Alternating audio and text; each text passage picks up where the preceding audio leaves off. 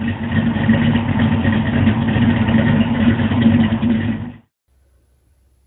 morning, guys. This is Brent with Lykins Motorsports. Hope you guys enjoyed my new little intro video. I had that made for me this week.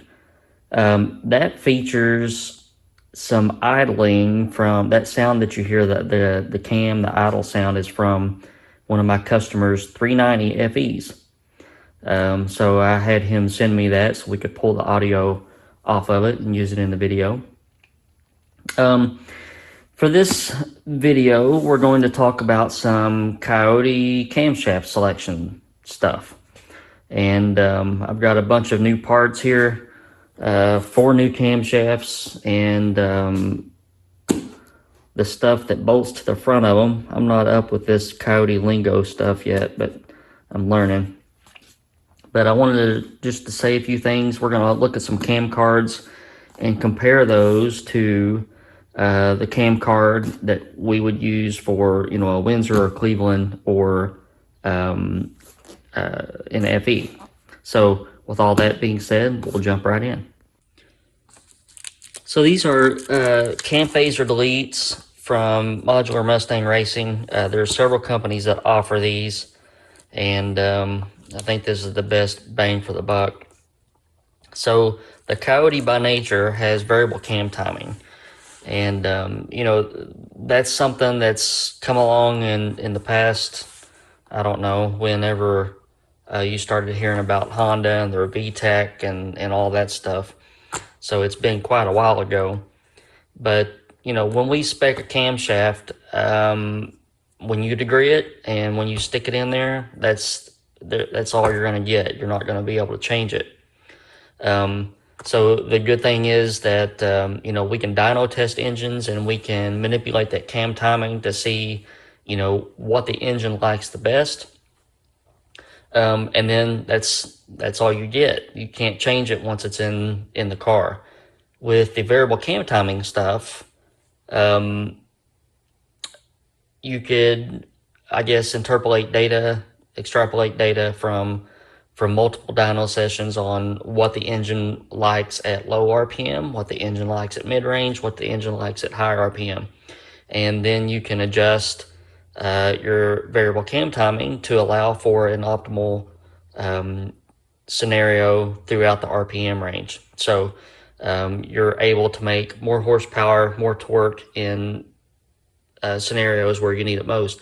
It also comes into situations where say if you're towing, you got a big, load on the back of your truck, pulling a heavy trailer, something like that, and you're lugging the engine, you don't want really advanced cam timing because you could get into a situation where you could, have some detonation or something like that. So that's the beauty of variable cam timing. With the Coyote stuff, the cam phasers, you have your gears that go on the front of each cam. Then your cam phasers, those are hydraulically actuated. What happens is that when you get into camshafts with a lot of duration and more lift and that sort of thing, you can get into a situation where the computer advances or retards the camshaft, then you get into piston to valve clearance issues. So most guys, when you get into aftermarket camshafts, you take the phasers off of the engine, or some guys, depending on the cam, will limit the amount that the computer is able to adjust the cam timing. But for a lot of these situations, we just eliminate it altogether. So these are the phase eliminator kit. These just bolt to the gears that go on to the front of the camshafts. It's also nice because you can use it to degree each camshaft and adjust the cam timing based on which cam it is. And that comes really into play so you have an engine with a longer timing chain than usual. Even on a single cam engine, once the engine is running and once it gets, the timing chain gets a load from the valve springs, you get RPM, it will retard the cam timing. and that's exacerbated by a long timing chain. So on FEs, camera FEs, and modular Fords, dual overhead cam, single overhead cam, with the longer timing chains, you will find that one pair of cams will run more retarded than the other pair of cams. So this kit allows you to dial in each and every camshaft depending on where it's at in the engine. So when I spec a camshaft for a single cam engine, I usually give them the lobe numbers, and then I will give them the lobe separation angle. So for this cam, it's a 113. I wanted to put the intake center line at 110. On this one from Bullet, let's see what lobe separation angle. I should have looked at all this before I pulled out my phone. Lobe separation angle 116. Told them that I wanted this one 6 degrees advanced. Here's the cam for our 351 Cleveland that we did a little while ago.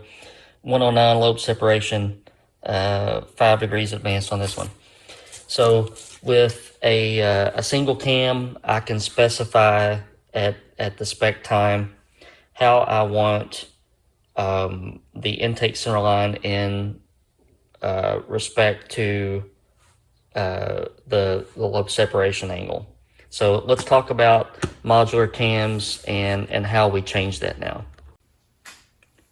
So when we look at, when I go through and choose camshaft specs and plot out all of my information that I need to grind a cam for myself or a customer, I'll use Comp Cam's lobe catalog or Bullet's lobe catalog. Comp has, oh my goodness, their lobe catalog is huge. And it's very easy to find a good combination of lobes to use for a cam. For their hydraulic roller camshafts only, for, Windsors, FEs, Clevelands, small block Chevrolet, big block Chevrolet, there's literally 30 pages of lobes to look at and choose from. For the Coyote, there's only 3. So I don't think the market has really delved into a huge selection for these engines yet, but we're going to take a look at some of the specs here, and based off of what I want this engine to do. So it's going to be I think 303 or 4 cubic inches, and the heads do really good right out of the box. I think they flow around that 320 CFM mark. So based off of my experience with, well-flowing, high-performance cylinder heads and the compression ratio that I'm going to be running, and that size engine, this is what I've determined to be our 50,000 duration to get to around an 8,000 RPM horsepower peak. So 244, 252, 244 is the intake lobe, the 252 is the exhaust lobe. If you notice, we have a left intake cam, a right intake cam, a left exhaust cam, a right exhaust cam. So when I send in specs for a modular Ford, I have to tell them each camshaft what we want done. Valve lift is not what it says here. Comp Cams always lists the valve lift with the lowest rocker ratio that's available for the engine family that the cam is for. For this engine, we're going to be using, I think it's a 2.1 rocker ratio. So the valve lift that we're going to have is going to be closer to 540 instead of that 512. So I talked to you a few minutes ago about choosing the lobe separation angle and the intake center line. I have to spec each one of those for a single cam engine, and I'll give them a lobe separation 109 and tell them I want the intake center line to be on 102, 103, something like that. Since each one of these camshafts is So this exhaust cam is exhaust only. This intake cam is intake only. So when I spec lobe separation angle, and I have that in the back of my mind, you have to calculate it differently, because this cam, in relation to this cam, sets your lobe separation angle. So let me show you some math, and we'll explain how all this works. All right, so some simple math. Your lobe separation angle is your intake center line plus your exhaust center line divided by 2. And when I spec a cam for a single cam engine, I will give them the lobe separation angle, and I'll give them the intake center line. When I degree the cam, I can do some math based on what I find by degreeing it, and I can calculate, say, my intake center line comes in at 104, and my exhaust center line comes in at 118. That's a resultant lobe separation of, I think, 111, if I do the math right. Let's see, that'd be 222 divided by 2, 111. So when you do a 4-cam or a dual overhead cam, or single overhead cam, well, no, let me back up, correction. Dual overhead cam, you have, instead of, this situation where you have, I'm a horrible artist. So in this situation where you have an intake lobe and then your exhaust lobe is here, your lobe separation angle is the distance between those two center lines. On a dual overhead cam engine, I don't have these two cams really hooked together with the intake and the exhaust, because all the intake lobes are on one cam, all the exhaust lobes are on a whole separate camshaft. So I don't give them a lobe separation angle when I send in an order for modular Ford cams. I give them an intake center line, and I give them an exhaust center line. So when I specify, when I send in my order, I'll say intake lobe, I want it to be XXXX number. And then I'll say intake center line, I want it to be, 108 for example.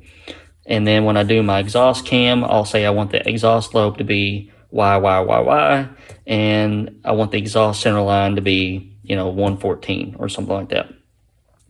So on this camshaft, when I did all my calculations, I determined that I want everything to come out on a 118 lobe separation angle. So when I sent in my order, I gave them the intake lobe that I wanted and told them I wanted a 112 intake center line. Now, that's based off of my dynamic compression ratio, my cylinder pressure calculations, how I want the engine to behave with a bigger intake port, that sort of thing.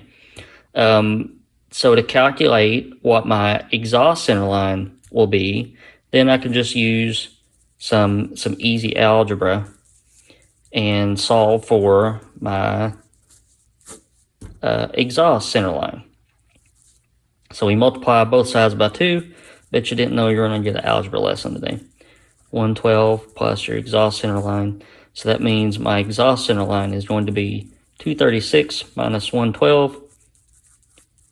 And that's going to be 124.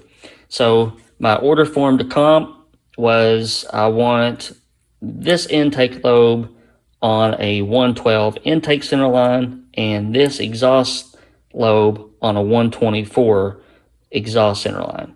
So when I degree the cams, then I will degree and make sure that the intake center line on the intake cam is 112, and make sure that the exhaust center line on the exhaust cam is 124. That'll give me the 118 lobe separation angle. Now, I may, and I'll be thinking about this in the days to come, but I may go ahead and advance the intake cams by 2 to 3 degrees, just knowing that, well, I may advance the cams on the right side of the engine, so the passenger side of the engine. I may advance those, both of them, knowing that the chain will stretch a little bit and will, retard those cams on that side. So we don't want that to happen if we can get away from it. So we'll advance those cams a little bit more.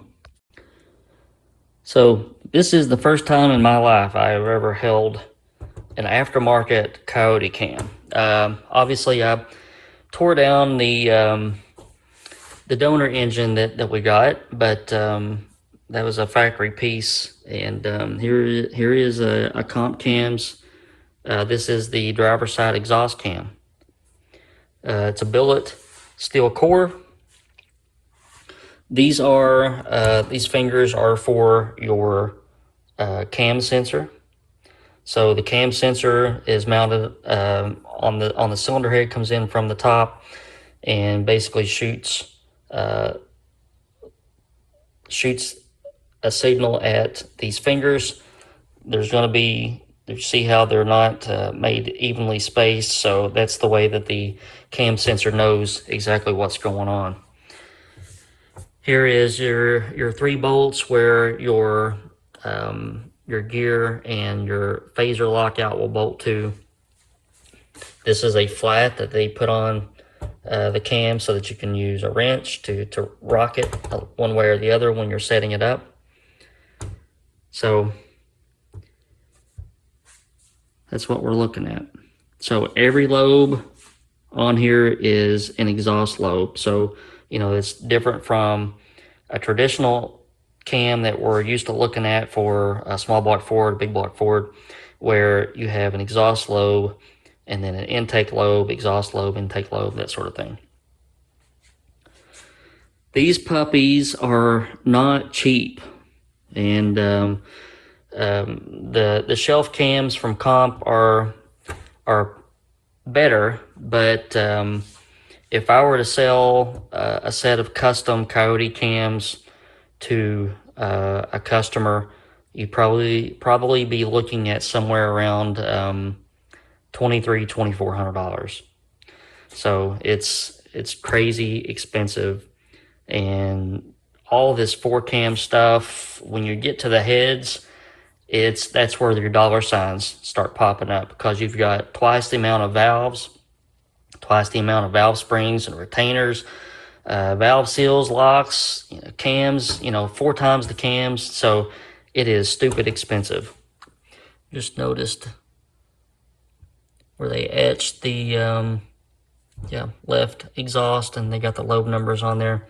Normally they etch that on the back of the cam, but these cams don't have anything to etch on. That's a hollow.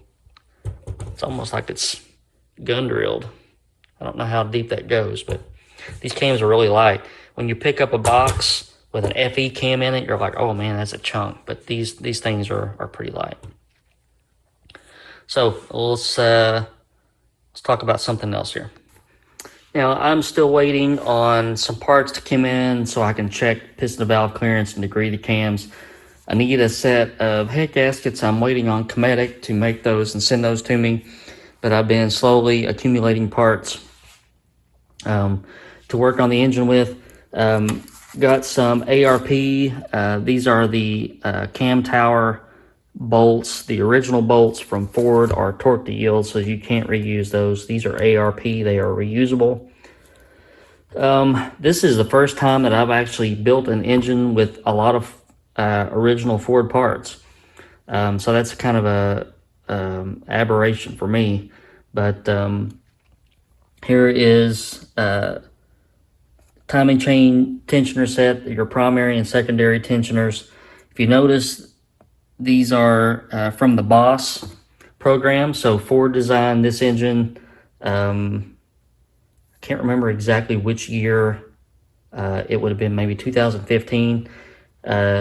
Ford designed this engine with higher RPM in mind.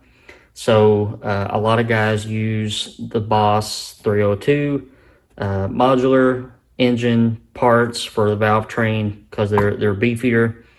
Even these timing chain guides and everything are made for higher RPM. And I did pick up a set of factory head bolts. If you buy ARP head studs for this engine, you're looking at almost $500. I could not justify that with this engine. We're only going to be torquing it once. I think the head bolts were $120 or something like that. So in the event that the heads have to come off or I change something down the road, you know, I can buy several sets of head bolts for the cost of the head studs.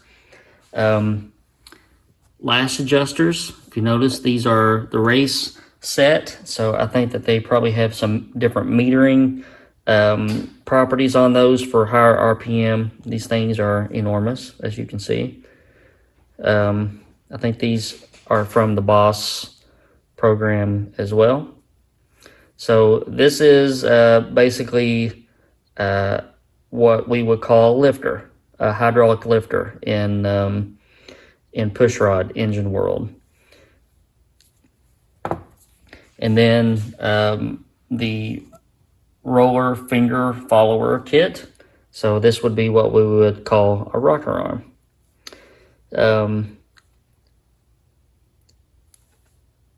So all good parts. This would sit like this, and then this end of the follower would actuate the valve, and then this part is riding on the cam lobe. So all good parts, and we'll slowly but surely get this engine together.